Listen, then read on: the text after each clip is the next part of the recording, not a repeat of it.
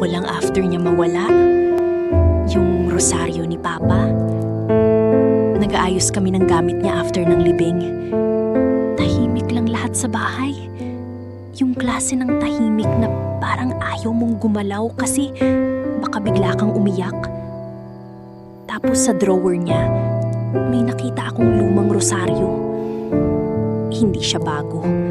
Kupas na, medyo buhol-buhol pa nga. Pero sa ilalim nun, may maliit na papel. Akala ko resibo lang. Pero nung binuksan ko, pangalan pala namin.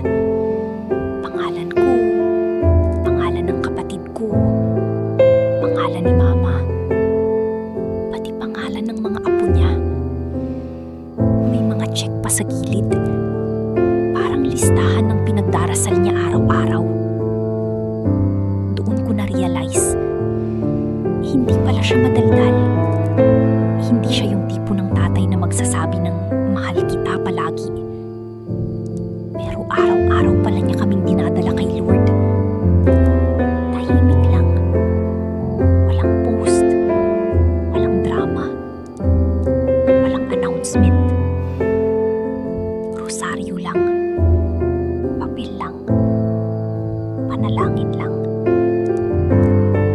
At siguro, kaya kami nakaabot hanggang dito. Kasi may tatay na araw-araw kami